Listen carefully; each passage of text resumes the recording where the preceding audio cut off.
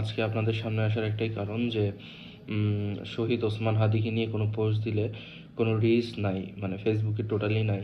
Cause এটা পরিকল্পিতভাবে ইন্ডিয়ার যে মেটা অফিস থেকে রিচ ডাউন করে দেওয়া হয়েছে, এবং হাদি হত্যার বিচার, এই বিচার থেকে যাতে সাধারণ মানুষ এবং যারা মুক্তিকামী জনতা আছে তাদের ফোকাসটা যেন সরে যায়, এই জন্য আসলে ওনারা এটা করতেছে।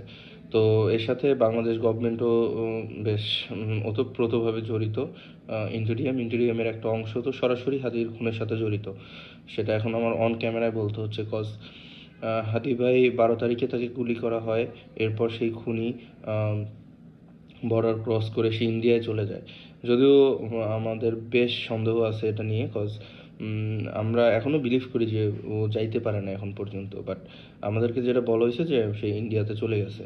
তো যাই হোক, চলে গেলে তো তাকে বন্দি বিনিময় যে চুক্তি আছে সেই চুক্তির আওতায় তাকে ব্যাক করানো পসিবল, কিন্তু সেই যে উদ্যোগ সেটাও দেখতেছি না। এদিকে বাংলাদেশ পুলিশ থেকে বলা হচ্ছে যে হাদির হত্যায় যারা সহযোগিতা করছে খুনিদের পালানোর জন্য, তাদের দুইজনকে মেঘালয় রাজ্য পুলিশ আটক করছে। বাট ওনাদের বিবৃতি হচ্ছে ওনারা এই বিষয়ে কিছু জানেই না।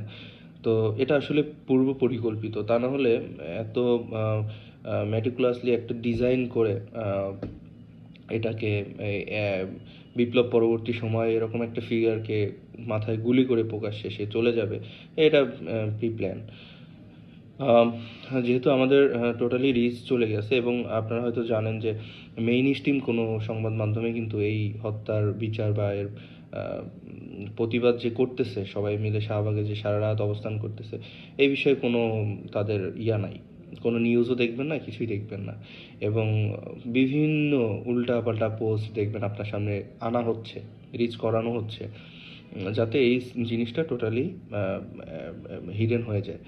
তো আমাদের একজনকে মিডিয়া হয়ে কাজ করতে হবে। হাদি ভাই যে ইনসাফের রাষ্ট্র সে কায়েম করতে চেয়েছেন, বা ইনসাফের যে রাষ্ট্র সে প্রতিষ্ঠা করতে চেয়েছেন, সেই বিষয়টা আমাদেরকে মাথায় রাখতে হবে। আমার মনে আছে হাদি ভাই এর সাথে আমি ইনকলাব মঞ্চে একদিন দেখা হয়, যে তো কথা বলার পরে হাদি ভাই আমার হাত ধরে বলতেছে, ভাই আপনারা আমার লাগবে।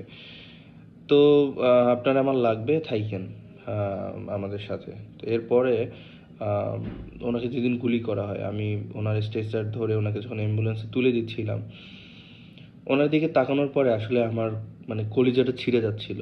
বিকজ উনি এর আগে আমার সাথে একদিন দেখা হওয়ার পরে আমি বলতেছিলাম যে ভাই আপনি যেভাবে কথাবার্তা বলেন, আপনি তো সবার টার্গেটে পরিণত হবেন। তো ওনাকে বলতেছিল, ভাই আমি না থাকি আপনারা তো আছেন, চালাই নিয়েন। তো